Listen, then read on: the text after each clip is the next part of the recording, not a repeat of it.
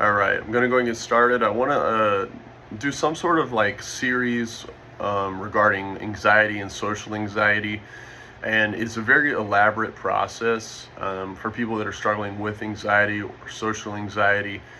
It is not, one thing, will solve your problems and fix things for you. Typically, if you have more on the severe end of anxiety, it's going to take a lot of, throwing a lot of things at it.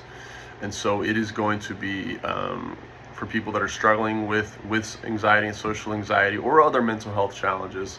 I think these videos that I'm going to do on this topic will benefit you, and just let me talk for a few minutes about my past, and also just kind of my intentions with all of this, and then I'll get into the practice that I'm going to talk about. So in each one of these videos, I want to go over one practice that has helped me along my way.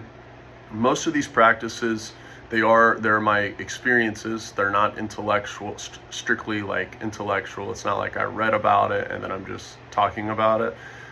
These are all things that I've gone through myself. And so hopefully, me talking about these different things, maybe me talking about them, and breaking these different things down more in depth, maybe it can help speed up your process with your different mental health difficulties. A lot of different things I see with regards to like these topics. I see like they're very generic. They're not in depth with people's experiences. Breaking it down is very much so like top 10 hacks regarding this, or how to cure anxiety, and it's very generic. So I'm hoping me going in depth, maybe it inspires you, or it just maybe inspires you to take action and push forward and develop some mental strength. So a lot of these different things that I'm talking about they're science backed. So it's not just, biohacking type stuff and like trying to just throw shit at a wall and hope it works. It is very much so. They are things that have backing of working, and also on top of that, these things are universal. They work with the human mind is the same across the board for the most part. And if there are, X, Y, and Z symptoms occurring in this person, they're occurring in all these different people, the same sorts of calculated ways of trying to fix those problems and make this, less side effects, the same kinds of things do work for different people. And so I don't think I'm not going to say every single one of these practices is just going to fix your problems, but I think throwing different things at it and finding out what works best for you, I think that's where you kind of have to start, and it starts with taking action. The first practice I'm talking about today is heat and cold exposure.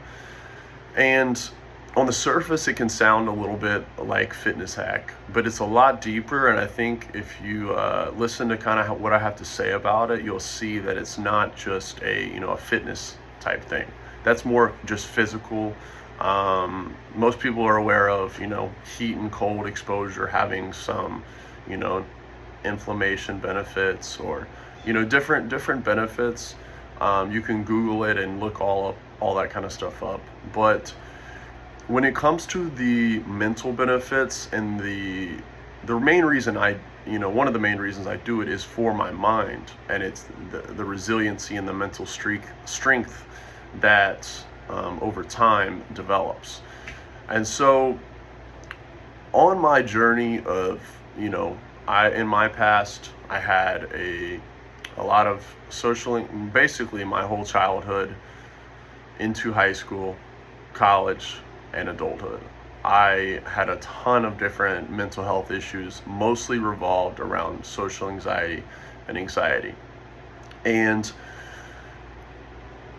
that's kind of just very broad, but I'll probably talk more about it in the future, but that's just going to leave it at that. And then and also with all those mental health challenges, I never really had like guidance of what to do and how to overcome these challenges.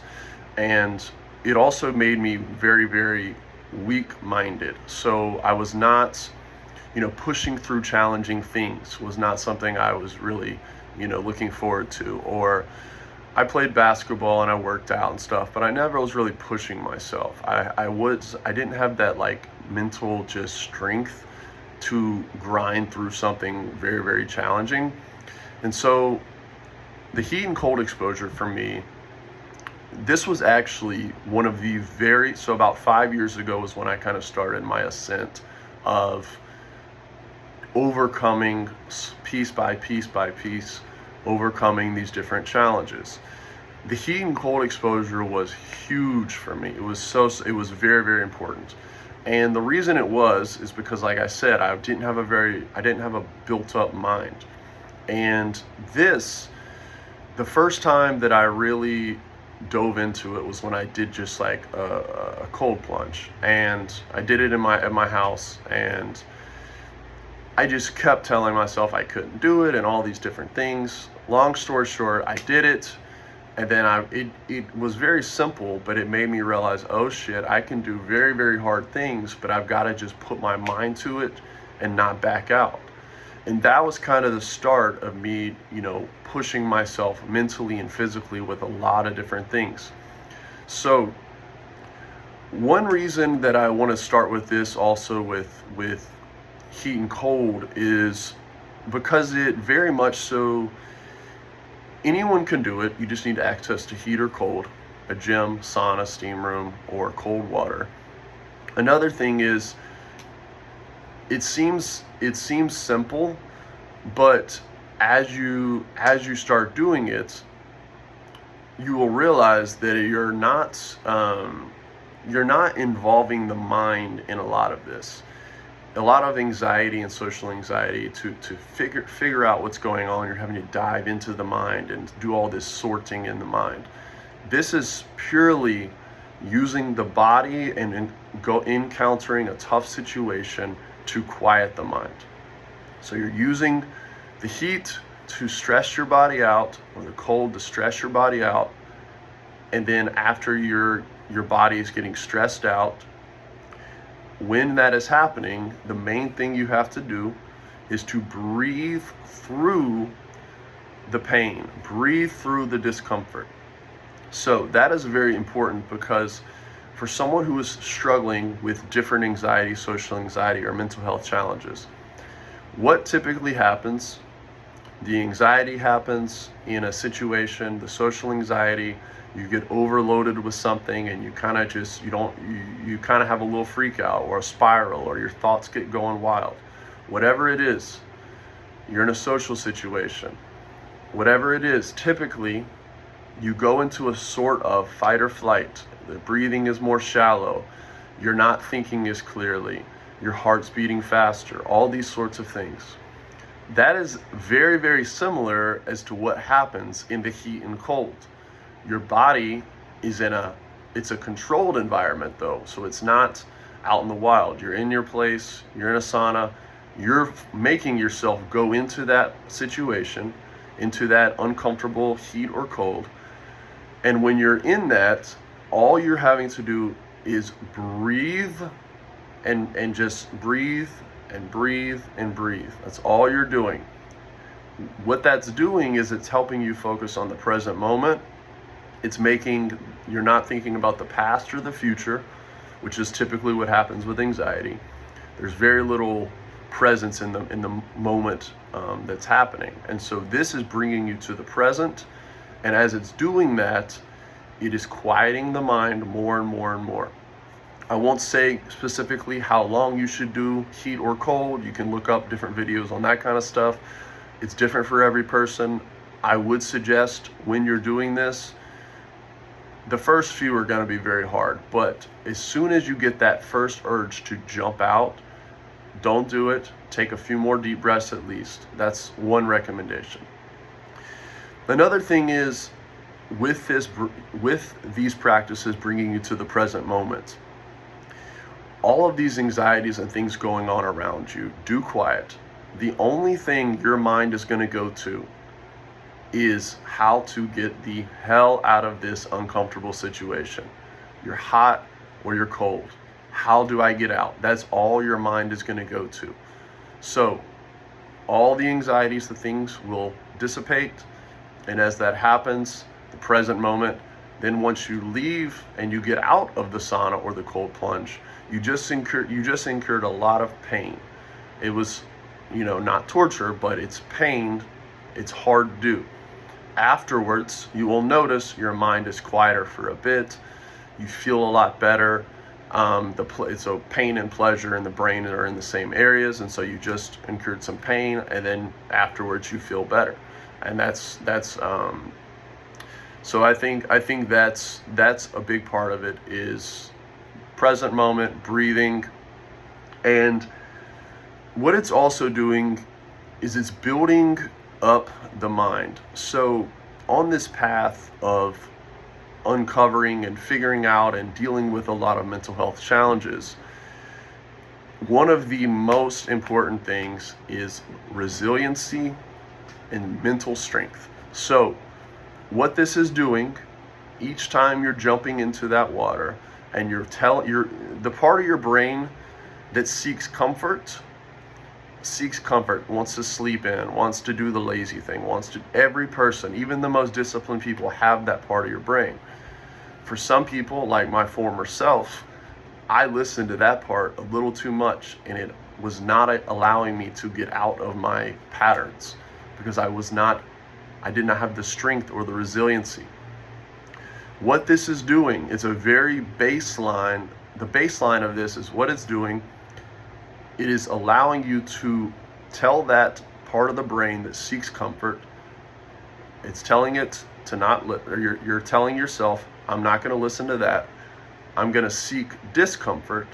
And then as you start telling this part of the brain no, this part of the brain yes, and you keep doing that over and over and over and over, it will translate to other areas of your life where you have this thing you have to do. Instead of doing it, you don't do it. When you don't do it, what happens? You get anxiety about that thing because you know you need to do it. Or it's different for each person, but the part of the brain that seeks comfort, you're telling it no, you're seeking discomfort. As you start doing this, that muscle in the brain, that part of the brain that's saying basically yes to difficult things. And David Goggins was a few years ago, I read one of his books, or one of the audio books, and he talked about that specific thing, basically telling the first instinct you have to do something, you got to just do it, and then you rewire your mind to do that. And this practice helps in building up that willpower and mental strength and determination. So that's pretty much it. It's very simple. It's getting into heat and cold. When you're in the heat and cold, you're breathing through it. You're not jumping out right away. You're pushing through as much as you can. And then it's about doing it over and over as much as you can, maybe twice a week, 4 times a week. Just depends. I prefer cold in the morning sometime in the morning, because it more alertness. And then heat, I have a little portable sauna. I do that at night, as it helps with sleep, and it really exhausts you. It's pretty challenging and can be brutal depending how much you push yourself. But yeah, that's just the first video on this little thing with a series with anxiety. I want to keep talking about different topics. Some of them will a lot of these things will be things you've heard of. Some of them will be things you probably have not heard of. But I wanted to start off with something simple that anyone can do, and it's not requiring the mind. It's requiring breathing and exhausting the body. And so, yeah, that's it for the first video.